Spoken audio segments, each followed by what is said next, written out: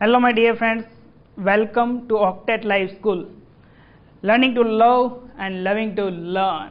મિત્રો ફરી પાછું આજે તમારી સાથે મળવાનો એક જ આશય છે કે કોઈ પણ સંજોગોમાં તમારા બોર્ડના એક્ઝામની અંદર કઈ રીતે હાઈએસ્ટ એન્ડ ટોપર માર્ક્સ લાવી શકીએ અમે. તો આજે આપણે લાસ્ટ સિરીઝની અંદર ચર્ચા કરતા હતા 2021 બોર્ડનું નમૂનારૂપ પ્રશ્નપત્ર અને જ્યારે આજે આપણે પહોંચ્યા છીએ સેક્શન નંબર સી કે જેમાંથી આપણને મળવાના છે 3 ગુણના પ્રશ્નો 3 માર્ક્સના પ્રશ્નો છે. મિત્રો પહેલા જ તમને ચર્ચા કરી તમે કોઈ પણ પ્રકારનું પ્રશ્નપત્ર પ્રશ્ન પેપર સેટ તૈયાર કરો છો તો સૌપ્રથમ 2021 બોર્ડનું નમૂનારૂપ પ્રશ્નપત્ર ચોક્કસ અવશ્યપણે વાંચજો કેમ કે આ વર્ષે આમાંથી ઘણું બધું પૂછાવાની શક્યતાઓ બહુ બધી છે મિત્રો, બહુ વધી રહેલી છે. એટલે આપણે પહેલા આને ક્લિયર એન્ડ કટ કરીએ અને પછી અન્ય પ્રશ્નપત્રો ઉપર ધ્યાન આપીએ. તો આપણે વાત કરીએ વિભાગ સી. તો વિભાગ સી ની અંદર આપણે ટોટલ 6 પ્રશ્નો લખવાના છે. કેટલા? 6 પ્રશ્નો. ઓકે, તો આપણે જોઈએ ક્રમશઃ એક એક પ્રશ્નોને સમજવાની પ્રયત્ન કરીએ, તમારી સાથે ડિસ્કશન કરીએ અને તમે આને વિચારવાનો પ્રયત્ન કરો કે એની અંદર કઈ રીતે જવાબ લખાય છે અને કેવા પ્રકારના જવાબોને મુદ્દા વાઇઝ લખી શકાય. તો પહેલો ક્વેશ્ચન છે આપણી પાસે, સંયોગીકરણ પ્રક્રિયા કોને કહેવાય? 3 ગુણનો પ્રશ્ન છે મિત્રો અને ઉદાહરણ આપી અને એને સમજાવવાનું છે. સિમ્પલ છે. સંયોગીકરણ નામ આધારિત તમે એની વ્યાખ્યા બનાવી શકો. સંયોગ થવું, ભેગો થવું. અહીંયા રિએક્શન જોઈએ તો કે મેગ્નેશિયમની પટ્ટીને જ્યારે આપણે હવાની હાજરીમાં સળગાવીએ છીએ ત્યારે બંને વચ્ચે રાસાયણિક પ્રક્રિયા થઈ અને મેગ્નેશિયમ ઓક્સાઇડ બને છે. શું બને છે? Magnesium oxide. તો અહીંયા તમે જોયું કે મેગ્નેશિયમ અને ઓક્સિજન એક કરતાં વધારે પ્રક્રિયકો ભેગા થયા અને ભેગા થઈ એક જ નીપજ આપી. કેટલી નીપજ આપી? એક જ નીપજ આપી. તો આવી પ્રક્રિયાને કહેવાય છે સંયોગીકરણ પ્રક્રિયા, ભેગું થવું. તો જો જે રાસાયણિક પ્રક્રિયામાં 2 કે તેથી વધુ પ્રક્રિયકો વચ્ચે પ્રક્રિયા થાય અને એક જ નીપજ બનતી હોય તો એને આપણે સંયોગીકરણ પ્રક્રિયા કહેશું. એક એક્ઝામ્પલ આવી ગયું. બીજું એક્ઝામ્પલ તમે શું આપી શકો? Yes, calcium oxide. ચૂનો, ચૂનાને પાણીમાં નાખીએ, ફોડેલો ચૂનો બની જાય તો શું બનશે? Calcium hydroxide. શું બનવાનું છે? Calcium hydroxide. અને સાથે સાથે એમાંથી ઉષ્મા ઉત્પન્ન થાય છે તો તમે આ રાસાયણિક પ્રક્રિયાને ઉષ્માક્ષેપક રાસાયણિક પ્રક્રિયા પણ કહી શકો છો.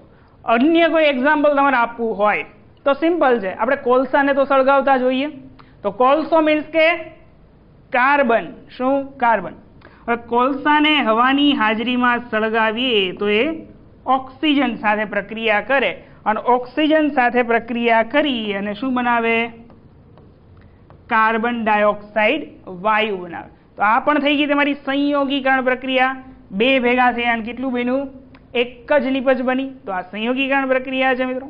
ખ્યાલ આવે છે? તો આવા પ્રકારનું એક રાસાયણિક રિએક્શન અને 3 અથવા તો 4 એના એક્ઝામ્પલ આપો અને હા કોઈ પણ એક રાસાયણિક પ્રક્રિયા વિશે શાબ્દિક માહિતી આપી દેવાની એટલે તમારા 3 માર્ક્સના ક્વેશ્ચનની અંદર 6 મુદ્દા ઇઝીલી બની જાય અને 6 મુદ્દાના તમને 3 માંથી 3 માર્ક્સ મળે. કઈ રીતે લખશો? તો આ મેગ્નેશિયમની પટ્ટીને હવાની હાજરીમાં સળગાવતા મેગ્નેશિયમ ઓક્સાઇડ બને છે. આવું સિમ્પલ લખતા આવડે? આના વિશે પણ લખી શકો. તો કન્ટિન્યુ કરવાનું. 6 મુદ્દાઓ આપણા ત્યાં પૂરા થાય. ચાલો ફટાફટ નેક્સ્ટ જઈએ. સક્રિયતા શ્રેણીમાં ટોચ પર રહેલી ધાતુનું નિષ્કર્ષણ કેવી રીતે કરવામાં આવે છે? ઉદાહરણ આપીને સમજાવો મિત્રો. તો આપણને પહેલા ખ્યાલ હોવો જોઈએ કે સક્રિયતા શ્રેણીમાં ટોચમાં કોણ છે? તો મેં તમને અગાઉ કી આપેલી. મિત્રો આવા ચેપ્ટરમાંથી અગત્યના ક્વેશ્ચન માટેની એક આપણી ક્વિક રિવિઝન સિરીઝ છે. તમને આ જ વિડીયોમાં નીચે એની લિંક બધી મળી જશે. ઓક્ટેટ લાઈવ સ્કૂલની અંદર ધોરણ 10 વિજ્ઞાન વિષયની આપણે સંપૂર્ણ 1 થી 16 ચેપ્ટરની ક્વિક રિવિઝન સિરીઝ બનાવી છે. એમાં અલગ અલગ અગત્યના પ્રશ્નોને લીધેલા છે. તો એમાંનો જ આ એક પ્રશ્ન છે.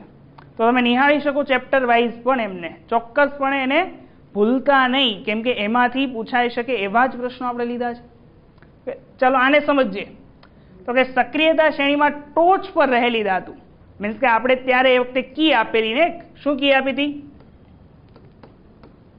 પોસોકેમ, એજ આલે, હા કોમસિંગો. ઓકે, ચાલો આ તમને લાગે આ શું છે? તો આ સક્રિયતા શ્રેણી છે મિત્રો. કઈ રીતે? તો પો એટલે પોટેશિયમ, સો એટલે સોડિયમ, કે એટલે કેલ્શિયમ, મ એટલે મેગ્નેશિયમ, એ એટલે એલ્યુમિનિયમ, જ એટલે ઝિંક, આ એટલે છે આયર્ન, લે એટલે કે લેડ, સીસુ, પીબી, આ એટલે હાઇડ્રોજન, કોપર, મ એટલે મર્ક્યુરી, સી એટલે સિલ્વર અને ગો એટલે ગોલ્ડ, એયુ. રેડી છે? આ છે આપણી સક્રિયતા શ્રેણી. ચાલો, સૌથી વધારે સક્રિયતા પોટેશિયમની. ક્રમશઃ આગળ વધો તેમ સક્રિયતા શું થતી જાય? ઘટતી જાય. એટલે કે પોટેશિયમથી આપણે ગોલ્ડ તરફ આવીએ તેમ તેમ સક્રિયતામાં ઘટાડો થતો જોવાનો છે. તો આપણને કીધું છે કે સક્રિયતા શ્રેણીમાં ટોચમાં, તો ધ્યાનમાં રાખો કે એલ્યુમિનિયમ સુધીની જેટલી પણ ધાતુ છે ને એ ટોચની ધાતુ કહેવાય. ત્યાર પછી કોપર સુધીની જેટલી ધાતુ છે એને તમે મધ્યમ સક્રિય ધાતુ કહી શકો, અને પાછળ રહેલી જે ધાતુ છે, મર્ક્યુરી છે, સિલ્વર છે, ગોલ્ડ છે, એ ધાતુઓ સૌથી નીચી છે. તો ચાલો આની ચર્ચા કરીએ આપણે. આપણે કીધું ટોચ પર રહેલી ધાતુનું નિષ્કર્ષણ કરો. ઓકે, તો સક્રિયતા શ્રેણીમાં ટોચ પર રહેલી ધાતુ કેવી હોય છે? તો ખૂબ જ સક્રિય હોય. ખૂબ જ સક્રિયનો મીન્સ શું થાય છે? તો કે કોઈ પણ અન્ય પરમાણુ સાથે ખૂબ જ આકર્ષણ બળથી, પ્રબળ બળથી જોડાયેલી હોય છે, અને સક્રિયતાને લીધે કોઈ અન્ય પરમાણુ સાથે જોડાવા માટે કોઈ બંધ બનાવી દીધો હોય તો એને વધારે ઉર્જા આપીને તોડવું પડે. એટલે અહીંયા એવું કહેવામાં આવ્યું છે કે આવી ધાતુઓના સંયોજનનું, એટલે કે ઊંચી સક્રિયતા ધરાવતા ધાતુઓના સંયોજનનું આપણે નોર્મલ કાર્બન વડે રિડક્શન કરી શકતા નથી મિત્રો. શેના વડે? નોર્મલી કાર્બન વડે રિડક્શન થશે નહીં. કેમ નહીં થાય? તો આપણે તો એવું જોઈ ગયા હતા કે મધ્યમ સક્રિય જે ધાતુ છે ઝિંક ઓક્સાઇડ, એનું કાર્બન વડે જો આપણે રિડક્શન કરીએ તો રિડક્શન થાય. રેડી? કાર્બન છે ઓક્સિજનને દૂર કરી શકે અને ઝિંક છૂટો પડી જતો હતો. રેડી છે? આવું આપણે જોઈ ગયા હતા મધ્યમ સક્રિય ધાતુની અંદર. પણ અહીંયા આવું નથી થતું. મીન્સ કે એવું કહે છે કાર્બન વડે તમે રિડક્શન કરાવી શકશો નહીં. કેમ? તો કે આ જે ધાતુ છે, ટોચની ધાતુ છે, એ ખૂબ વધારે સક્રિય છે, અને વધારે સક્રિય ધાતુ ઓક્સિજન પ્રત્યે ખૂબ વધુ આકર્ષણ બળ ધરાવે છે. એટલે કે નોર્મલી કાર્બન એ ઓક્સિજનને એ ધાતુના ઓક્સાઇડમાંથી છૂટો પાડી શકતો નથી. શું નહીં કરી શકે? ધાતુના ઓક્સાઇડમાંથી કાર્બન એને છૂટો નહીં પાડી શકે, કેમ કે આ ખૂબ સક્રિય ધાતુ છે, ઓક્સિજન પ્રત્યે બહુ જ પ્રબળ આકર્ષણ બળથી જોડાય છે. રેડી? તો આવી ધાતુનું નિષ્કર્ષણ કરવા માટે વિદ્યુત વિભાજનીય રિડક્શન પદ્ધતિ વાપરવામાં આવે છે. ધ્યાનમાં રાખજો, કઈ? વિદ્યુત વિભાજનીય રિડક્શન પદ્ધતિ આપણે યુઝ કરીશું. ફોર એક્ઝામ્પલ તરીકે કયા કયા છે? તો આપણે વાત કરીએ potassium, sodium, calcium, magnesium, aluminium. આ બધા તત્વો કેવા છે? તો કે આ બધા તત્વો ઊંચી સક્રિયતાવાળા છે. તો એમના પીગળેલા ક્લોરાઇડ અથવા તો અન્ય કોઈ ક્ષાર છે, એ ક્ષારનું આપણે વિદ્યુત વિભાજન કરીએ અને વિદ્યુત વિભાજન દ્વારા એ ધાતુને અલગ મેળવી શકીએ, એનું નિષ્કર્ષણ કરી શકીએ મિત્રો. ચલો, કઈ રીતે નિષ્કર્ષણ કરીએ? આપણે એકાદું ઉદાહરણ લઈ લઈએ. ફોર એક્ઝામ્પલ તરીકે તમને આપ્યું છે કે સોડિયમ ક્લોરાઇડ NaCl નું નિષ્કર્ષણ કરો ને એમાંથી સોડિયમ ધાતુને છૂટી પાડો. તો આપણને ખબર છે કે આપણે શું કરીએ? તો કે વિદ્યુત વિભાજન કરીએ તો વિદ્યુત વિભાજન વખતે પાત્રની અંદર બે વિદ્યુત ધ્રુવો લેશું. એક વિદ્યુત ધ્રુવને આપણે નામ આપી દઈશું એનોડ, અને બીજા વિદ્યુત ધ્રુવને શું નામ આપીએ છીએ આપણે? કેથોડ. ચલો, એનોડ અને કેથોડનો આધાર કોના પર રહેલો છે?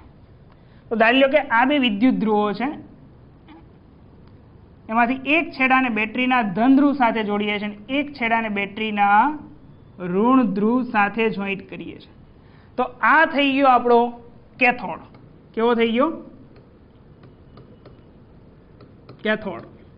અને આ થઈ ગયો આપણો એનોડ. ઓકે ફાઇન, ખ્યાલ આવી ગયો. હવે અંદર શું ભર્યું છે આપણે? તો કે અંદર ભરી દીધું છે સોડિયમ ક્લોરાઇડ ના ક્ષારનું પીગળેલું દ્રાવણ. તો કે સોડિયમ ક્લોરાઇડ દ્રાવણમાં કેવું હોય? Na+ અને Cl-. આ તો ફક્ત એક જ પરમાણુ અંદર કઈ રીતે છૂટો પડ્યો એ તમને બતાવ્યું છે, પણ આવા તો મોટી સંખ્યામાં પરમાણુ હોય ને, લાખોની સંખ્યામાં, હજારોની સંખ્યામાં પરમાણુઓ છૂટા પડેલા હોય અંદર. હવે જ્યારે અહીંથી આપણે કળ શરૂ કરીએ અને દ્રાવણમાંથી વિદ્યુત પ્રવાહ પસાર થાય, વિદ્યુત વિભાજનીય પદ્ધતિ થાય, તો એ પ્રક્રિયા દરમિયાન તમે જાણો છો કે કેથોડ કેવો હોય? કેથોડ ઋણ હોય, ઇલેક્ટ્રોન ધરાવતો હોય. જાણો છો ને, કેથોડ કેવો હોય? ઋણ. અને એનોડ કેવો હોય? ધન. તો હંમેશા આકર્ષણ કોની વચ્ચે થાય? તો કે વિરુદ્ધ વીજભારો વચ્ચે આકર્ષણ થાય. તો અહીંયા કેથોડ ઋણ છે, તો કેથોડને કોણ આકર્ષશે? તો કે કેથોડ તરફ પોઝિટિવ આયન સોડિયમ આકર્ષાશે. અને એનોડ કેવો હોય? તો કે ધન હોય, તો ઋણ આયન ક્લોરાઇડ એ એનોડ તરફ આકર્ષાશે. એટલે કે એનોડ પાસે ક્લોરીન જશે અને શું કરશે? એક ઇલેક્ટ્રોન એને આપી દેશે, કેમ કે ક્લોરીન પાસે વધારાનો એક ઇલેક્ટ્રોન છે. તો એક ઇલેક્ટ્રોન કોને આપી દે? એનોડને આપી દે. એનોડમાંથી ઇલેક્ટ્રોન ક્યાં જતો રહેશે? બેટરીમાં. એ જ સમયે એક ઇલેક્ટ્રોન આમાં આવે અને એ એક ઇલેક્ટ્રોન જ્યારે સોડિયમ કેથોડ સાથે જોડાશે તો સોડિયમને એક ઇલેક્ટ્રોન આપી દેશે. એટલે પ્રક્રિયા કંઈક કેથોડ ઉપર આવી થશે કે જ્યારે સોડિયમ Na+ કેથોડ પર જાય તો એને એક ઇલેક્ટ્રોન આપે અને એક ઇલેક્ટ્રોન મેળવી અને શું બની જાય? સોડિયમ પરમાણુ બની જાય. કેમ કે એક ઇલેક્ટ્રોનને ગુમાવ્યો હતો ને પ્રક્રિયા દરમિયાન, એ ક્લોરીન લઈ ગયેલો. તો હવે શું થઈ જાય છે? તટસ્થ પરમાણુ બની જાય. તો કેથોડ ઉપર થતી પ્રક્રિયા, ઇલેક્ટ્રોન મેળવે સોડિયમ. ચાલો, એનોડ ઉપર શું થયું હતું? તો કે એનોડ ઉપર ક્લોરીન જાય છે Cl-, એને ઇલેક્ટ્રોન આપે છે. શું કરે છે? ઇલેક્ટ્રોન આપે. તો જ્યારે ઇલેક્ટ્રોન અપાતો હોય તો એને લખવાનું તમારે જમણી તરફ. ક્યાં લખવાનું? જમણી. જો આવી કઈ ક્રિયા થાય એનોડ ઉપર કે ક્લોરીન Cl- એનોડ ઉપર જાય અને એ સમયે એ ઇલેક્ટ્રોન આપશે, કેમ કે એક જ ઇલેક્ટ્રોન વધારે છે, એક ઇલેક્ટ્રોન આપશે, Cl બનશે. શું બનશે? Cl. પણ એકલા ક્લોરીનનું અસ્તિત્વ નથી. હંમેશા ક્લોરીન દ્વિપરમાણુ સ્વરૂપે મળે છે, મીન્સ કે Cl2 સ્વરૂપે મળે છે. તો કે Cl2 સ્વરૂપે મળતો હોય આપણને ક્લોરીન વાયુ, તો અહીંયા 2 Cl- આયન એનોડ પાસે જવા જોઈએ અને એક ક્લોરીનનો એક ઇલેક્ટ્રોન છૂટો પડતો હોય તો ટોટલ 2 ક્લોરીન છે, તો 2 ઇલેક્ટ્રોન છૂટા પડવા જોઈએ. તો આ થઈ ગઈ આપણી એનોડ પરની રાસાયણિક પ્રક્રિયા. અને મિત્રો ધ્યાનમાં રાખજો કે જ્યારે પણ આવી રાસાયણિક પ્રક્રિયા પૂછાય છે ત્યારે એનોડ પર થતી ક્રિયા અને કેથોડ પર થતી ક્રિયા ચોક્કસપણે લખવી જ પડે, કેમ કે આનો એક ગુણ હોય ને હોય. તમે આ બંને ભૂલી જશો તો 3 માર્ક્સમાંથી 1 ગુણ બેઠો કપાઈ જશે. ખ્યાલ આવે છે શું કહું છું? એટલે કે સવાલ લખતી વખતે કયા મુદ્દાઓ અગત્યના છે, એને ક્યારે લખવા જોઈએ અને ક્યારે ન લખવા જોઈએ ધ્યાનમાં રાખવાનું છે. તો આ તો આવું જ જોઈએ. આ નિર્ણય છે, તારણ છે, આ થાય છે એવું તમે અહીંયા બતાવો છો. આ રાસાયણિક પ્રક્રિયા તો અહીંયા લખવી જ પડે. તો તમે જુઓ છો કે એનોડ પાસે કોણ મળે છે? તો એનોડ પાસે ક્લોરીન વાયુ મળે છે અને કેથોડ પાસે કોણ મળે છે? કેથોડ પાસે સોડિયમ ધાતુ મળે છે. ખ્યાલ આવી ગયું? કેથોડ પાસે કોણ મળે છે? સોડિયમ ધાતુ. ચાલો નેક્સ્ટ વાત કરીએ. રાસાયણિક પ્રક્રિયાને બેલેન્સ કરવું હોય તો કરી શકાય. 2 ક્લોરીન છે તો 2 ક્લોરીન ક્યાંથી આવ્યા હોય? તો કે 2 NaCl છૂટા પડીને આવ્યા હોય ને. ક્લોરીન તો 2 થઈ ગયા, પણ સોડિયમ 2 કરવા હોય તો કે અહીંયા 2 લખવાનું, અહીંયા 2 લખી દઈએ, અહીંયા 2 લખી દઈએ. તો હવે રાસાયણિક પ્રક્રિયા બેલેન્સ છે એમ કહી શકાય. કરી શકો, વાંધો નથી. એવી જ રીતે તમારે શું કરવાનું છે મિત્રો? એલ્યુમિનિયમ ઓક્સાઇડ Al2O3 ના વિદ્યુત વિભાજનીય રિડક્શન દ્વારા એલ્યુમિનિયમ ધાતુનું નિષ્કર્ષણ કરવાનું છે. તો ખાસ ધ્યાન રાખો કે ઊંચી સક્રિયતા ધરાવતી જે કે ધાતુ છે એનું નિષ્કર્ષણ કરવા માટે વિદ્યુત વિભાજન પદ્ધતિ વપરાય છે, એનોડ અને કેથોડ વાળી. કઈ? એનોડ અને કેથોડ. ખ્યાલ આવી ગયો આમાં? તો આ તમે ટ્રાય કરજો મિત્રો. અને ટ્રાય કરી ન આવડે તો તમે કોમેન્ટમાં જણાવશો કે સર આ ન સમજાય, તો ફરી તમને આ સવાલ સમજાવીશું કે એલ્યુમિનિયમ ઓક્સાઇડનું વિદ્યુત વિભાજનીય રિડક્શન કઈ રીતે થાય, એનોડ ઉપર શું મળે, કેથોડ ઉપર શું મળે. પણ ટ્રાય કરજો, ન આવડે તો આપણે છીએ જ તમારી સાથે. રેડી છે? જરાય તમારે મૂંઝાવાની જરૂર નથી. કોઈ પણ ક્વેશ્ચન ન આવડતો હોય તમે નીચે કમેન્ટ બોક્સની અંદર કમેન્ટ કરી શકો છો. ઓકે, ચાલો નેક્સ્ટ આવીએ હવે. ઓકે, બહુ સરળ પ્રશ્ન છે, ત્રીજા ચેપ્ટરનો પ્રશ્ન છે આપણી પાસે અહીંયા, કે મિશ્ર ધાતુ કોને કહેવાય. શું મિશ્ર ધાતુ કોને કહેવાય? અને કોઈ પણ બે મિશ્ર ધાતુઓના નામ તેના ઘટક સાથે જણાવવાના. સિમ્પલ, મિશ્રણ એટલે ખબર પડે, ભેગું કરવાનું છે. પણ વ્યાખ્યા જો, બે કે તેથી વધારે ધાતુઓ, બે કે તેથી વધારે ધાતુ અથવા તો ધાતુ અને અધાતુના મિશ્રણને પીગાળવાનું છે, અને પીગાળી ગરમ કરી, લાલચોળ ગરમ કરી અને એક રસ કરીને સમાંગ મિશ્રણ બનાવવાનું છે. કેવું?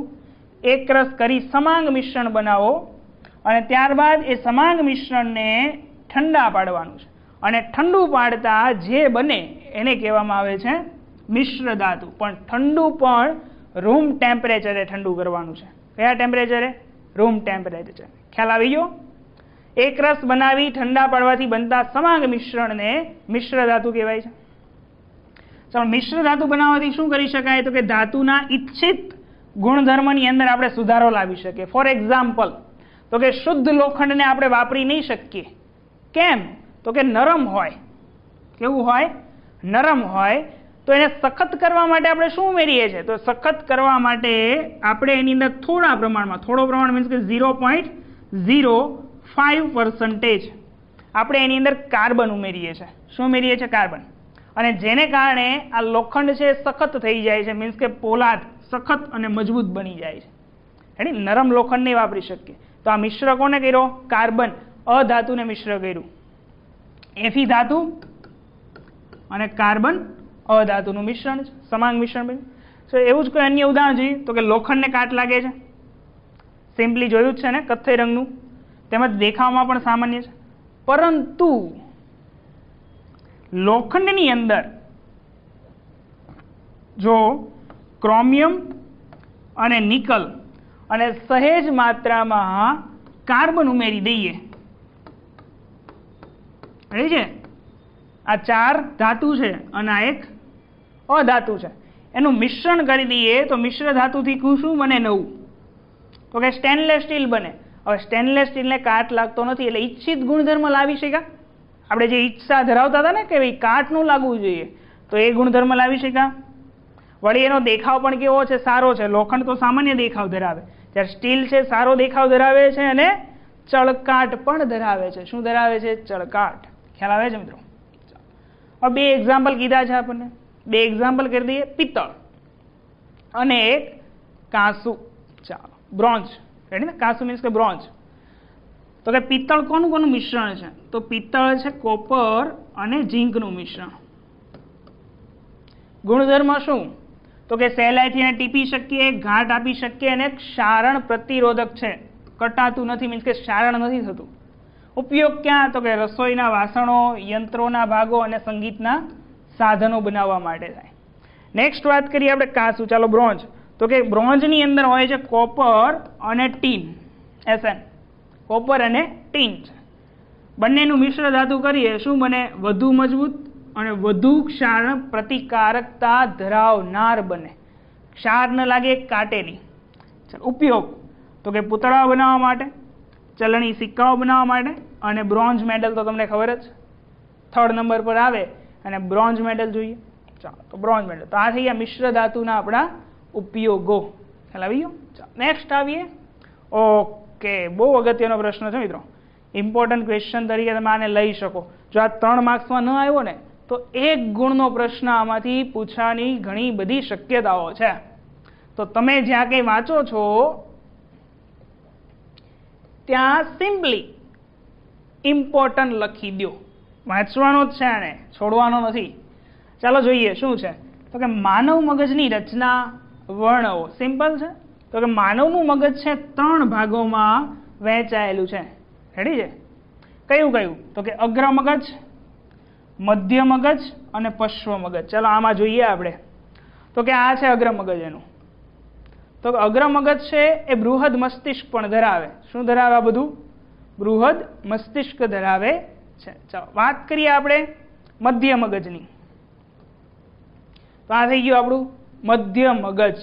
ચાલો હાઇપોથેલેમસ, પિટ્યુટરી ગ્રંથિ એ બધું મધ્ય મગજ. હવે વાત કરીએ આપણે પશ્વ મગજની.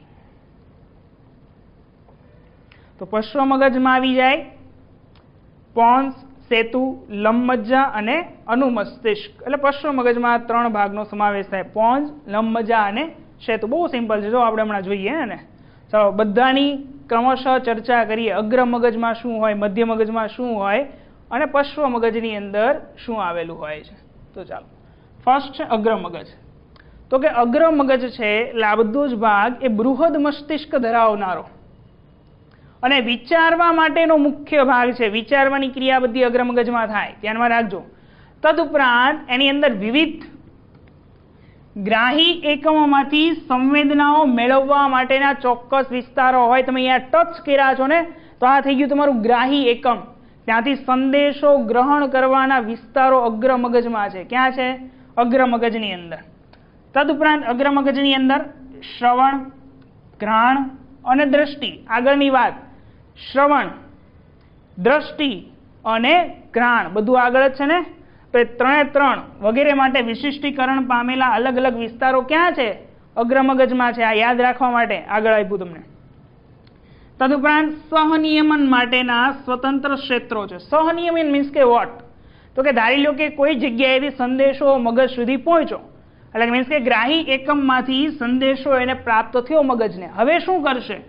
તો આ માહિતીને તેમજ મગજમાં સંગ્રહાયેલી માહિતી સાથે સંકલિત કરશે. પહેલેથી જ મગજની અંદર સ્ટોરેજ છે કે આ ટચ કર્યું એમ કહેવાય, કોઈ ચીપટો ભર્યો તો એને ચીટીઓ ભર્યો એમ કહેવાય. એ માહિતી પહેલેથી સ્ટોરેજ છે. તો જે કંઈ ગ્રાહી એકમમાંથી સંદેશો આવે છે એને પહેલેથી મગજમાં સંગ્રહ થયેલી માહિતી સાથે કમ્પેર કરે મગજ, એટલે સંકલિત કરે અને એ સંવેદનાને સમજે, એનું અર્થઘટન કરે. શું કરે? સંવેદનાને સમજે છે, એનું અર્થઘટન કરે છે. અને માહિતીનું અર્થઘટન કરી લે ત્યાર પછી ચોક્કસ શું પ્રતિચાર આપો. જેમ કે કોઈએ તમને ચીટીઓ બોલી લીધો, મગજે અર્થઘટન કરી લીધું, પછી એને શું પ્રતિક્રિયા દર્શાવી, શું પ્રતિચાર, એને પાછો ચીટીઓ બોલી લેવો હે? તો એવી જે પ્રતિચાર છે એ પ્રતિચાર નક્કી કરવાના ચોક્કસ નિર્ણયો પણ અગ્ર મગજમાં છે. ક્યાં છે મિત્રો? અગ્ર મગજની અંદર. તો ખ્યાલ આવી ગયો શું કરે છે અગ્ર મગજ? વિચારે છે, તમામ કેન્દ્રો છે અને અર્થઘટન કરીને પ્રતિચાર આપવા માટેના કેન્દ્રો પણ અગ્ર મગજમાં છે. સેકન્ડ વન, તો કે ઐચ્છિક સ્નાયુઓનું હલનચલન ની ક્રિયાનું નિયંત્રણ કરતા કેટલાક ચાલક કેન્દ્રો આવેલા હોય છે. ઐચ્છિક સ્નાયુઓ મીન્સ કે આપણી ઈચ્છા અનુસાર કામ થતા હોય એવા. તદુપરાંત અગ્ર મગજની અંદર અલગ ભાગ તરીકે ભૂખ સંબંધિત કેન્દ્રો પણ આવેલા હોય છે. તમને ભૂખ લાગી છે એમ કેમ ખબર પડે? તો એના દ્વારા ચોક્કસ પ્રકારના હોર્મોન્સ રિલીઝ કરવામાં આવે, જેથી એ હોર્મોન્સ દ્વારા ખ્યાલ આવે કે તમને ભૂખ લાગી છે. તો ભૂખ માટેના ચોક્કસ કેન્દ્રો અગ્ર મગજની અંદર આવેલા હોય છે. તદુપરાંત વાત કરીએ મધ્ય મગજ. તો કે મગજ ચતુષ્ખંડીય છે અને એ ચતુષ્કાય મગજનો મધ્ય ભાગ એટલે કે મધ્ય મગજ શું આવેલું હોય એમની અંદર? તો કે દ્રષ્ટિ અને શ્રવણની પરાવર્તી ક્રિયાના ચોક્કસ કેન્દ્રો છે. તમે કોઈ વસ્તુને જુઓ છો, નિહાળો છો, ત્યાર પછી એની શું પ્રતિક્રિયા હોય એના માટેના ચોક્કસ ચાલક કેન્દ્રો એટલે કે આ મધ્ય મગજમાં છે. હવે વાત કરીએ પશ્વ મગજ. તો પશ્વ મગજની અંદર કોણ કોણ છે? પશ્વ મગજની અંદર પોન્સ એટલે કે સેતુ છે, લંબમજ્જા છે અને એક છે અનુમસ્તિષ્ક. આ 3 વડે પશ્વ મગજ બને છે. તો વાત કરીએ અનૈચ્છિક ક્રિયાઓ. કઈ ક્રિયા અનૈચ્છિક? આપણી ઈચ્છા અનુસાર ચાલે નહીં તે ક્રિયા. જેમ કે રુધિરનું દબાણ. તમે વિચારો એમ તમારું રુધિર દબાણપૂર્વક વહે છે નહીં ને? ક્યારેક બીપી છે વધી જાય, ક્યારેક બીપી છે લો થઈ જાય. તમે જેમ વિચારો એમ ન થાય. ખ્યાલ આવે છે? લાળ રસનો સ્ત્રાવ. તમારા વિચારવા પ્રમાણે લાશ સ્ત્રવિત ન થાય એટલે આ બધી ક્રિયા કેવી થાય? અનૈચ્છિક ક્રિયાઓ થાય, ઓમિટિંગ થવું. તો આવી જે બધી ક્રિયાઓ છે એ લંબમજ્જા દ્વારા નિયંત્રિત થાય છે. તો લંબમજ્જાનું ક્યાં કાર્ય ખ્યાલ આવ્યું છે? હવે વાત કરીએ અનુમસ્તિષ્ક. એનું શું કામ છે? તો કે ઐચ્છિક ક્રિયાઓની ચોકસાઈ અને શરીરની સમસ્થિતિ તેમજ સંતુલન માટે જવાબદાર છે. તમે વ્યવસ્થિત સીધા ચાલી શકો છો ને, સીધી લાઈનમાં, સીધા રસ્તે સાયકલ ચલાવી શકો છો વ્યવસ્થિત રોડ પર. કોણ સંચાલન કરે? અનુમસ્તિષ્ક. મીન્સ કે ઐચ્છિક ક્રિયાઓ જે તમારી ઈચ્છા અનુસાર થાય.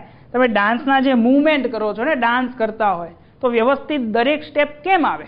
તો હવે દરેક સ્ટેપ આ અનુમસ્તિષ્કના દ્વારા સંતુલનમાં દરેક સ્ટેપ થતા હોય. હવે એક બાકી રહી ગયું પોન્સ અથવા તો સેતુ. તો આ જે પોન્સ છે, સેતુ છે, એ શું કામ લાગે? તો તમારી જે શ્વાસોશ્વાસની ક્રિયા છે એ ક્રિયાનું નિયમન કરવાનું કામ આ પોન્સ દ્વારા થાય છે. ખ્યાલ આવે છે ને ત્રણે ત્રણ ભાગો વિશે? નેક્સ્ટ આવીએ. ઓકે, ચલો. શા માટે લિંગી પ્રજનન પદ્ધતિથી પ્રજનન થવું જોઈએ? તમે જાણો છો લિંગી પ્રજનનથી થવું જ જોઈએ. અલિંગી પ્રજનન કરતા લિંગી પ્રજનન બેટર છે. પણ કેમ બેટર છે? તો જોઈએ. લિંગી પ્રજનનમાં શું થાય? તો કે લિંગી પ્રજનનની અંદર એક નર અને એક માદા બંને પિતૃના અનુક્રમે નર અને માદા જનન કોષો સંમેલન પામે અને ફલિતાંડની રચના કરે. એટલે એક અંડકોષ આવે ને એક શું આવે? શુક્રકોષ આવે અને ફલિતાંડ બને. મીન્સ કે સંતતિને બે જુદા જુદા પિતૃના શું મળે છે? ડીએનએ પ્રાપ્ત થાય છે અને જેને કારણે એની અંદર ભિન્નતા સર્જાય છે. માતા અને પિતાના બંનેના ડીએનએ, બંનેમાં અલગ અલગ કંઈક ડીએનએ, દૈહિક રચનાઓ, જનીનિક રચનાઓ જુદી જુદી હોય એટલે ભિન્નતાઓ સર્જાય છે. તો આમ લિંગી પ્રજનનની અંદર નર અને માદા જનન કોષોના નિર્માણ દરમિયાન જ્યારે પણ અંડકોષ બને છે અને શુક્રકોષ બને છે ત્યારે અર્ધસૂત્રી ભાજનની ક્રિયા થાય. શું થાય? અર્ધસૂત્રી ભાજન. તમે આની પહેલા જોઈ ગયા છો સેક્શન બી ની અંદર કે બંનેની અંદર 23 જોડ રંગસૂત્રો હોય.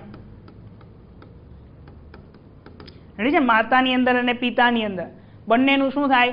અર્ધસૂત્રી ભાજન થાય. અને આ 23 જોડ રંગસૂત્ર અર્ધસૂત્રી ભાજન થાય, અડધા થાય અને પછી એક રંગસૂત્ર માતાનો ને એક રંગસૂત્ર પિતાનો એમ જોઈન્ટ થઈને નવા પ્રકારના જનીનિક બંધારણો બને.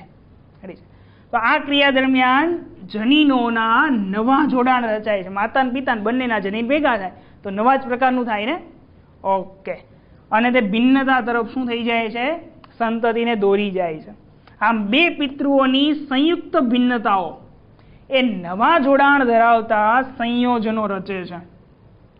નવું બાળક જે આવશે નવા પ્રકારની રચના ધરાવશે, નવા ડીએનએ પ્રકારની રચનાઓ હશે.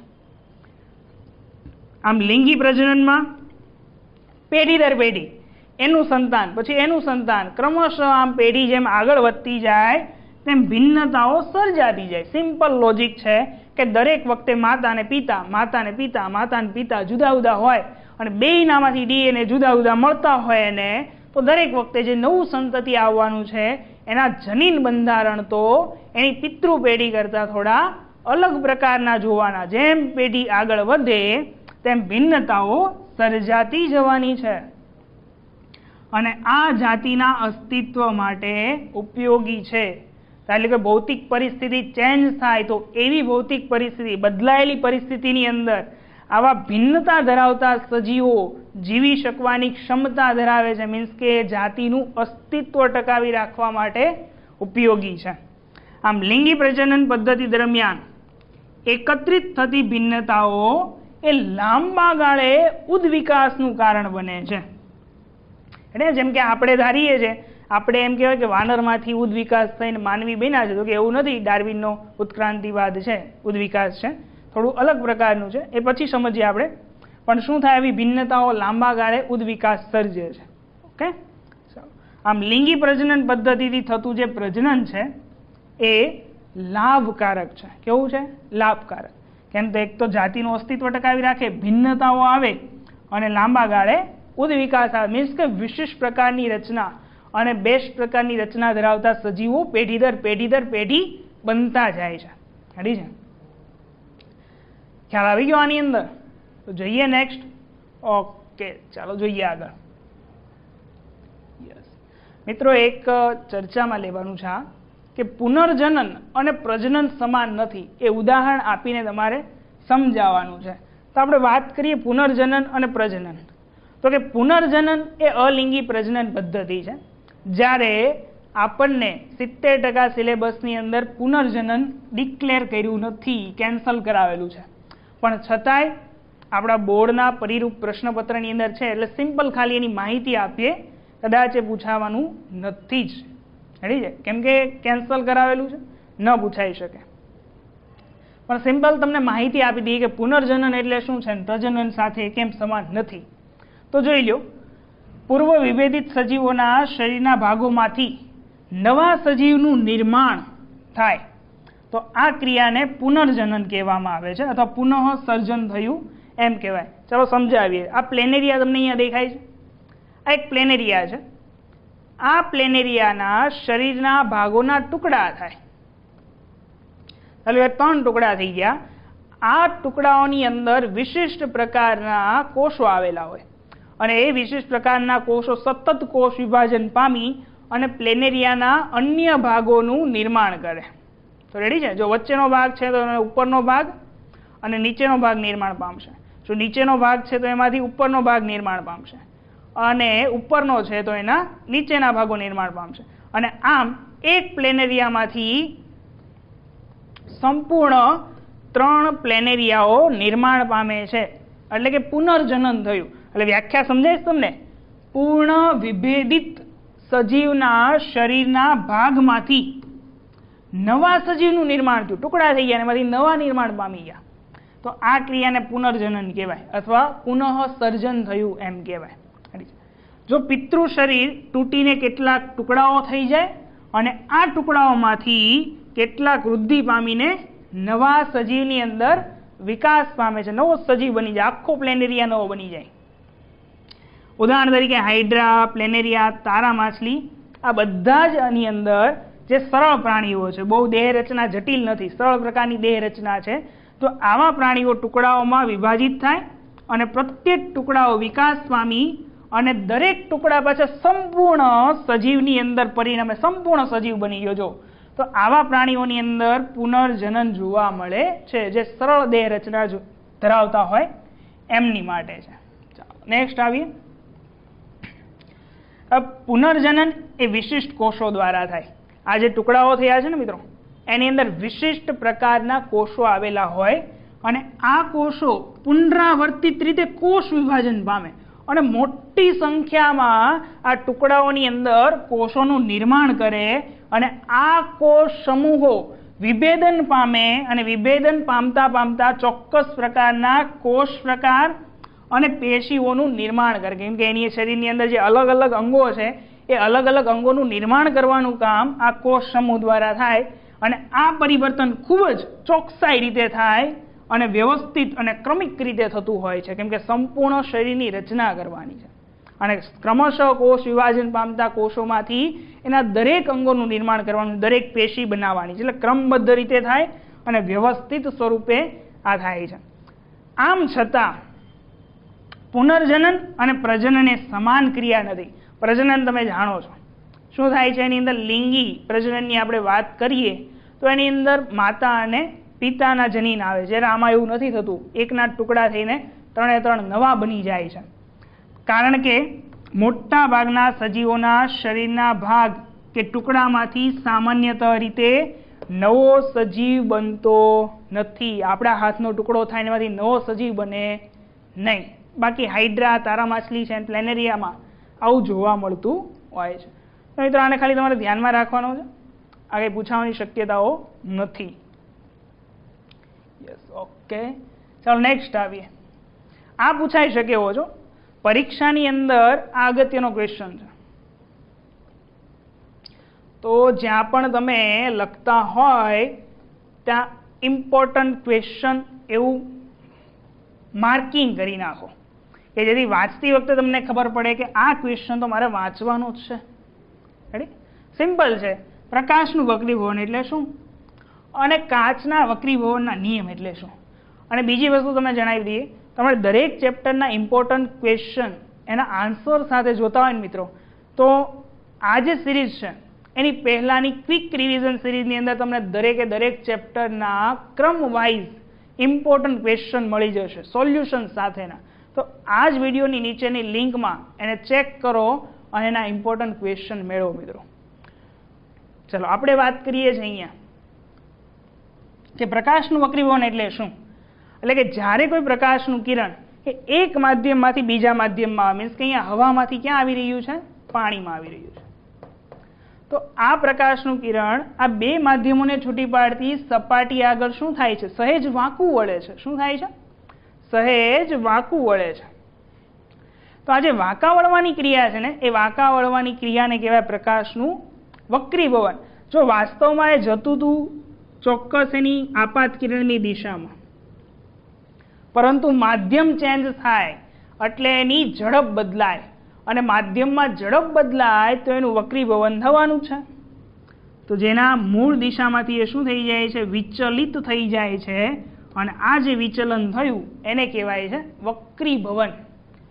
રેડી?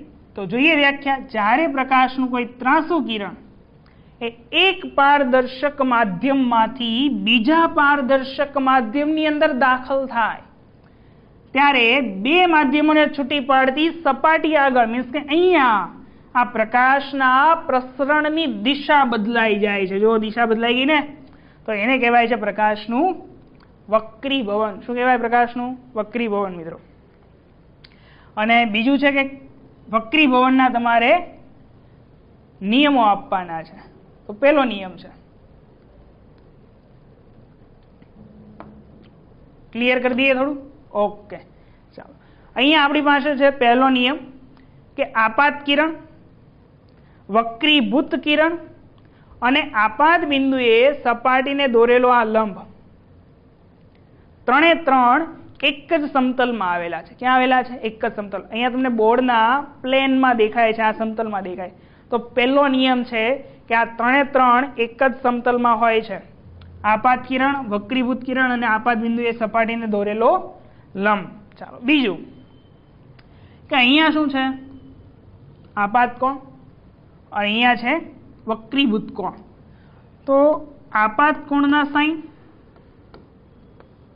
અને વક્રીભૂત કોણના સાઇનનો ગુણોત્તર એ હંમેશા એક સરખો આવે છે, મીન્સ કે અચળ આવે છે. પણ ક્યારે? જ્યારે માધ્યમ સરખા હોય અને એ માધ્યમના રંગો સમાન હોય તો આપાત કોણના સાઇન અને વક્રીભૂત કોણના સાઇનનો ગુણોત્તર હંમેશા અચળ આવે. મીન્સ કે હું હંમેશા હવા અને પાણીનું જ માધ્યમ લઉં તો એ માધ્યમનો જે કંઈ ગુણોત્તર છે હંમેશા કેવો આવશે? સરખો. પણ હા, માધ્યમ ચેન્જ થઈ જાય, કાચ અને પાણી થઈ જાય તો આના કરતાં આપાત કોણના સાઇન અને વક્રીભૂત કોણના સાઇનનો ગુણોત્તર એ વખતે બદલાઈ જાય. માધ્યમ બદલાય તો બદલાશે, પણ માધ્યમ સરખું હશે તો હંમેશા એ ગુણોત્તર કેવો રહેશે? સરખો રહેશે. આ થઈ ગયો એનો બીજો ગુણ તમારો. ઓકે. અને બીજી વસ્તુ છે કે એને કહેવાય શું? તો કે પ્રકાશનું કિરણ ક્યાંથી ક્યાં આવ્યું હતું? હવામાંથી પાણીમાં આવ્યું હતું. મીન્સ કે માધ્યમ એકમાંથી માધ્યમ બેમાં આવ્યું હતું. તો તમે એમ કહી શકો કે માધ્યમ એકની સાપેક્ષે, જેની સાપેક્ષે હોય એને ક્યાં લખવાનું? પાછળ. માધ્યમ બેનો વક્રીભવનાંક, અને આ રીતે પણ લખી શકો તમે. η21 is equal to sin I upon sin R is equal to constant, અચળ રહેશે. ખ્યાલ આવ્યો છે તમને હું કહું છું? આ તો અહીંયા લખાય આને η21 ને માધ્યમ એકની સાપેક્ષે માધ્યમ બેનો વક્રીભવનાંક. કેમ બેનો વક્રીભવનાંક? તો કે પ્રકાશનું કિરણ પહેલા માધ્યમમાંથી બીજા માધ્યમમાં ગયું ત્યારે પહેલા માધ્યમની સાપેક્ષે બીજા માધ્યમમાં કેટલું વક્રીભૂત થયું એ દર્શાવતું માપ એટલે કે વક્રીભવનાંક. તો આવી રીતે પણ દર્શાવો ને, એકમાંથી બેમાં ગયું તો sin I upon sin R નો ગુણોત્તર એ કેવો રહેશે? અચળ. તો આ થઈ ગયો વક્રીભવનનો બીજો નિયમ. બસ આ 2 નિયમો છે, આવડી જાય, સિમ્પલ છે. ચાલો યસ, નેક્સ્ટ આવીએ આપણે. લેન્સના પાવર વિશે નોંધ લખો અને લેન્સના પાવરની વ્યાખ્યા, એનો એસઆઈ એકમ જણાવો અને પાવર માપવા માટેનું સાધનનું નામ આપો મિત્રો. ચાલો, બહુ સિમ્પલ છે, અગત્યનો ક્વેશ્ચન છે. ફરી પાછું તમે તમારી નોટબુકની અંદર ઇમ્પોર્ટન્ટ ક્વેશ્ચન એમ કરીને નોટ ડાઉન કરી દો. આ પણ પૂછાય. જો આ 3 માર્ક્સની અંદર નહીં પૂછાય ને તો આમાંથી એક આધો ક્વેશ્ચન બહુ સારો બને. 1 માર્ક્સનો ક્વેશ્ચન ટફ પ્રકારનો પણ આમાંથી બનાવી શકાય. તો ચાલો આપણે એને જોઈ લઈએ. તો કે લેન્સનો પાવર એટલે શું? તો કે લેન્સની કેન્દ્ર લંબાઈના વ્યસ્તને લેન્સનો પાવર કહેવાય છે. એટલે કે આવી રીતે લેન્સનો power P is equal to 1/f. આને કહેવાય લેન્સનો પાવર. હવે તમે જાણો છો કે બહિર્ગોળ લેન્સ હોય. ચલો અહીંયા ઉપર દોરીએ કે ધાર્યો કે આ બહિર્ગોળ લેન્સ છે. તો આ બહિર્ગોળ લેન્સની મુખ્ય અક્ષને સમાંતર આવતા પ્રકાશના કિરણો એ લેન્સ વડે વક્રીભવન પામે અને વક્રીભવન પામી બીજી તરફ આવેલા મુખ્ય કેન્દ્ર F2 માંથી પસાર થાય છે. મીન્સ કે બહિર્ગોળ લેન્સ આ પ્રકાશના કિરણોને કેન્દ્રિત કરવાનું કામ કરે છે. જ્યારે વાત કરીએ આપણે બહિર્ગોળ લેન્સની, આ થઈ ગયો આપણો બહિર્ગોળ લેન્સ. તો બહિર્ગોળ લેન્સની મુખ્ય અક્ષ ને સમાંતર આવતું પ્રકાશનું કિરણ એ લેન્સ પરથી અપસરણ પામશે. શું થશે? અપસરણ. વક્રીભવન નહીં પામે, અહીંથી આમ અપસરણ થાય. પરંતુ આ પ્રકાશના કિરણને આપણે જો પાછળની તરફ લંબાવીશું, ચાલો કે અહીંયા હું લંબાવું છું, તો એ મુખ્ય કેન્દ્ર F માંથી વિકેન્દ્રિત થતું હોય એવો ભાસ થાય. આ વિકેન્દ્રિત કરે ને બહિર્ગોળ લેન્સ એને કેન્દ્રિત કરે છે.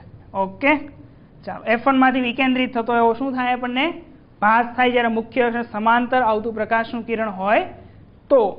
મીન્સ કે લેન્સ શું કરે છે? તો કે લેન્સ એ પ્રકાશના કિરણોને કેન્દ્રિત અથવા તો વિકેન્દ્રિત કરે છે.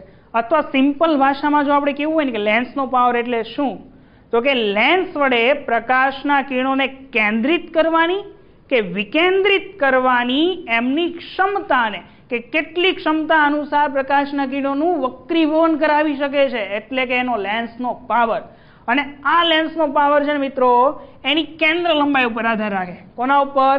કેન્દ્ર લંબાઈ ઉપર. હવે ધ્યાનમાં રાખો કે જેમ કેન્દ્ર લંબાઈ ઓછી તેમ એ પ્રકાશના કિરણોને કેન્દ્રિત કે વિકેન્દ્રિત કરવાની ક્ષમતા એની વધારે. સિમ્પલ લોજિક છે. જો લેન્સનો પાવર P બરાબર શું છે? 1/f છે, કેન્દ્ર લંબાઈ છે. હવે 1 છેદમાં છે એટલે આ બંને વચ્ચે શું પ્રમાણ થાય, શું સંબંધ થાય? તો કે જ્યારે કેન્દ્ર લંબાઈ વધે તો પાવર ઘટે, અને જો કેન્દ્ર લંબાઈ ઘટે તો પાવર વધે. તો સિમ્પલ થઈ ગયું છે. જો કેન્દ્ર લંબાઈ ઓછી હોય તો પાવરનું મૂલ્ય વધે. મીન્સ કે કેન્દ્રિત કે વિકેન્દ્રિત કરવાની ક્ષમતા એની શું થાય? વધી જાય. એ નજીક પ્રકાશના કિરણોને નજીક કેન્દ્રિત કરે, વધારે વક્રીભવન કરાવે, પાવર વધી જાય એનો. તો લેન્સના પ્રકાશના સમાંતર કિરણોને કેન્દ્રિત કે વિકેન્દ્રિત કરવાની ક્ષમતા એટલે કે લેન્સનો પાવર. અથવા તો બીજી વ્યાખ્યા શું? તો કે બીજી વ્યાખ્યા લેન્સના પાવરની વ્યાખ્યા છે કેન્દ્ર લંબાઈના વ્યસ્ત વડે આપવામાં આવતી હોય છે. તો કેન્દ્ર લંબાઈના વ્યસ્તને લેન્સનો પાવર કહેવાય. હવે આ 1 માર્ક્સનો ક્વેશ્ચન બની શકે અહીંથી કે લેન્સના પાવરનો એસઆઈ એકમ શું? તો કે ડાયોપ્ટર. સંજ્ઞા શું? તો કે કેપિટલ ડી. ચાલો હવે ધારી લો કે કેન્દ્ર લંબાઈ છે એ મીટરમાં આપી હોય. શેમાં આપી હોય? મીટરમાં. તો 1 ડાયોપ્ટર એટલે શું? તો ચાલો સૂત્ર અનુસાર હું કેન્દ્ર લંબાઈ મીટરમાં મૂકું તો 1/m. આને હું આ રીતે પણ લખી શકું, છેદમાં મીટર છે તો મીટરને અંશમાં લઈ જાઓ તો મીટર શું થાય? -1 ઘાત ધરાવે. તો આવી રીતે પણ લખી શકાય ને કે પાવર 1 ડાયોપ્ટર બરાબર 1 મીટર -1. ઓકે ફાઇન, આ રીતે લખાય. હવે તમારે શું સમજવાનું છે આનો મતલબ કે એક ડાયોપ્ટર પાવર ધરાવતો કોઈ લેન્સ છે, મતલબ કે એ લેન્સ 1 મીટર કેન્દ્ર લંબાઈ વાળો છે. કેટલી કેન્દ્ર લંબાઈ વાળો છે? 1 મીટર કેન્દ્ર લંબાઈ વાળો છે.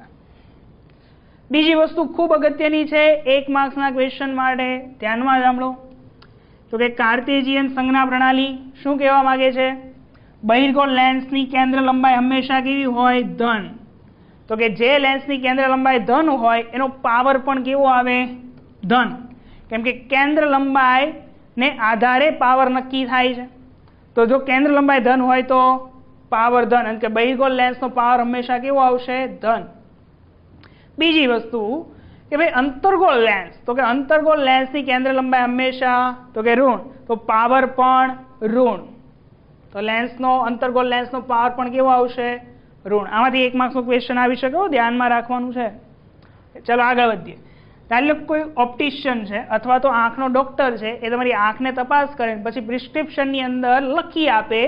એ શું લખી આપે છે? તો વાસ્તવમાં એ શુદ્ધિકારક લેન્સનો તમને પાવર લખી આપે. ધારી લો કે ડોક્ટરે તમને એવું લખી આપ્યું કે આ વ્યક્તિને 2 ડાયોપ્ટર, જો શાંતિથી જુઓ, અહીંયા +2 છે, +2 ડાયોપ્ટરના ચશ્માના કાચ બનાવવાના છે. તો કયો લેન્સ આવે? તો પોઝિટિવ છે. જ્યારે પ્લસ હોય ત્યારે ચોક્કસપણે કયો લેન્સ વાપરવાનો છે? બહિર્ગોળ લેન્સ યુઝ કરવાનો છે. ખ્યાલ આવે છે? તો આ જે વ્યક્તિ છે એને બહિર્ગોળ લેન્સ યુઝ કરવાનો છે, એટલે એના ચશ્માની અંદર બહિર્ગોળ લેન્સ હશે. બીજી વસ્તુ કે એની કેન્દ્ર લંબાઈ કેટલી હશે? તો કે પાવર P બરાબર 1/f. હવે જો કેન્દ્ર લંબાઈ શોધવી હોય તો કેન્દ્ર લંબાઈને કરતા બનાવું તો 1/p. પાવર કેટલો આપ્યો છે? 2, તો 1/2. તો જવાબ શું આવશે? 0.5 મીટર કેન્દ્ર લંબાઈ વાળો બહિર્ગોળ લેન્સ. રેડી છે? તો ડોક્ટરે લખીને આપ્યું કે ભાઈ 2 ડાયોપ્ટરનો લેન્સ બનાવવાનો છે. પોઝિટિવ છે એટલે બહિર્ગોળ લેન્સ બનાવવાનો, અને 2 છે એટલે લેન્સની કેન્દ્ર લંબાઈ કેટલી? 0.5 મીટર કેન્દ્ર લંબાઈ. હવે ધારી લો કે ડોક્ટર કંઈક આવું લખીને આપે -2.5 ડાયોપ્ટર પાવર વાળા અને ચશ્મા બનાવી દો. તો શું સમજવાનું? માઇનસ પાવર ક્યારે આવે? તો કે લેન્સ કેવો હશે? તો કે એ વ્યક્તિના ચશ્માનો લેન્સ હશે અંતર્ગોળ લેન્સ. કેવો લેન્સ? અંતર્ગોળ લેન્સ. ચાલો હવે કેન્દ્ર લંબાઈ તો શોધતા આવડે. 1/p બરાબર 1/2.5 કરો એટલે જવાબ શું આવશે? -0.4 મીટર. એટલે કે અંતર્ગોળ લેન્સ અને એની કેન્દ્ર લંબાઈ કેટલી? 0.4 મીટર. હવે લેન્સનો પાવર માપવા માટે કયું સાધન વપરાય છે? તો કે લેન્સનો પાવર માપવા માટે ડાયોપ્ટર મીટર વપરાય છે. શું વપરાય છે મિત્રો? Dioptre metre. તો આ થઈ ગયું લેન્સ વિશે. આમાંથી 1 માર્ક્સના ક્વેશ્ચન પણ આવે, અને 1 માર્ક્સના ક્વેશ્ચન ન આવે તો મિત્રો 3 માર્ક્સનો એક ક્વેશ્ચન આવી શકે લેન્સ વાળો. હવે વાત કરીએ, અગત્યનો ક્વેશ્ચન છે, બહુ સિમ્પલ ક્વેશ્ચન છે. જો આવા દાખલા તો ભાગ્યે જ જોવા મળે, બહુ સરળ પ્રકારના. તો કે 20 અવરોધ ધરાવતો એક વિદ્યુત બલ્બ છે અને 4 અવરોધ ધરાવતો અવરોધક ને વિદ્યુત પરિપથમાં શેમાં જોડેલા છે? સમાંતરમાં જોડેલા છે. શેમાં જોડ્યા છે? સમાંતરમાં. દેખાય છે? લખાણ દેખાય છે તમને? શું કીધું છે? એક બલ્બ અને બીજું એક અવરોધક. ધારી લો કે હું એમ કહું છું કે આવી રીતે 2 જોઈન્ટ છે. આ બલ્બ છે અને બીજો એક અહીંયા જોડી દીધો છે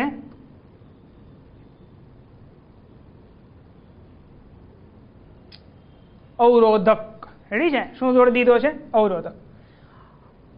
20 અવરોધ ધરાવતો એક વિદ્યુત બલ્બ, એટલે કે 20 ઓહમનો આ બલ્બ છે, અને 4 અવરોધ ધરાવતો એટલે કે 4 ઓહમનો એક અવરોધક છે, જે વિદ્યુત પરિપથની અંદર સમાંતરમાં જોડાયા છે. આ બંને સમાંતરમાં.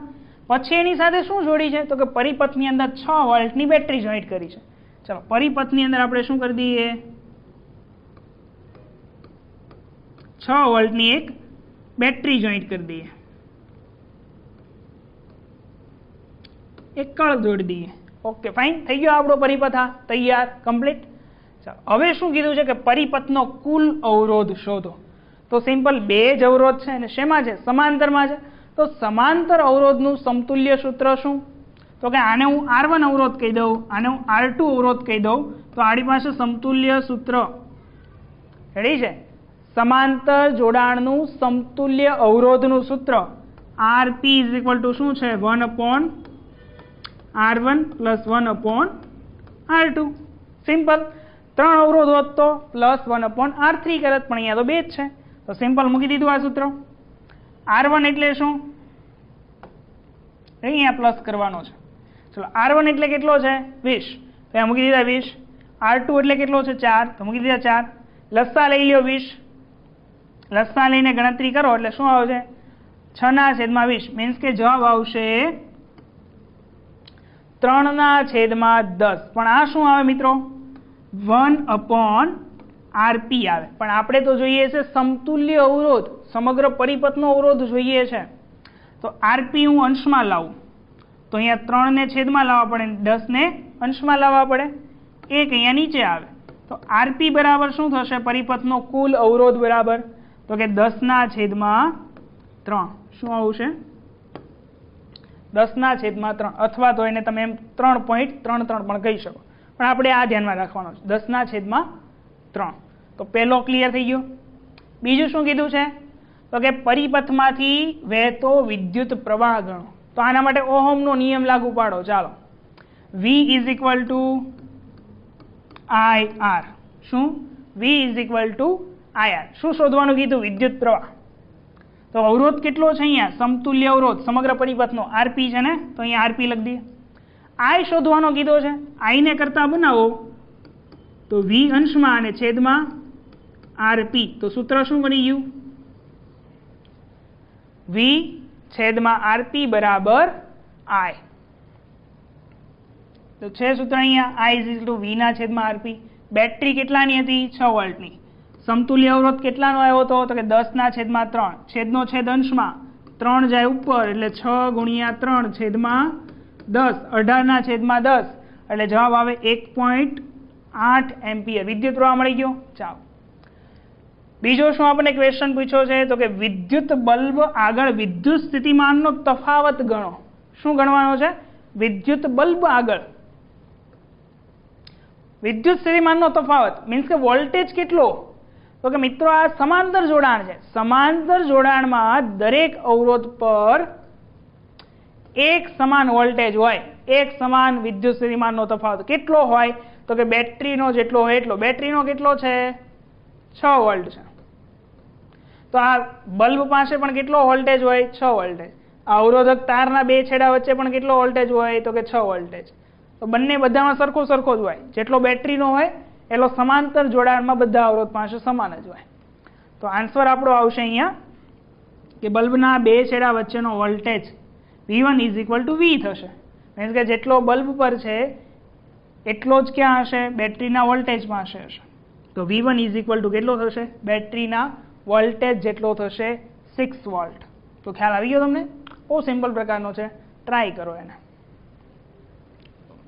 આઈ હોપ કે મિત્રો તમને આ 2021નું નમૂનારૂપ પ્રશ્નપત્ર ખૂબ પરીક્ષાની અંદર મદદરૂપ થશે. અને જો મિત્રો તમને આ વિડીયો પસંદ આવ્યો હોય તો અમારી ચેનલને લાઈક કરો, શેર કરો અને સબસ્ક્રાઈબ કરો. Thank you for watching.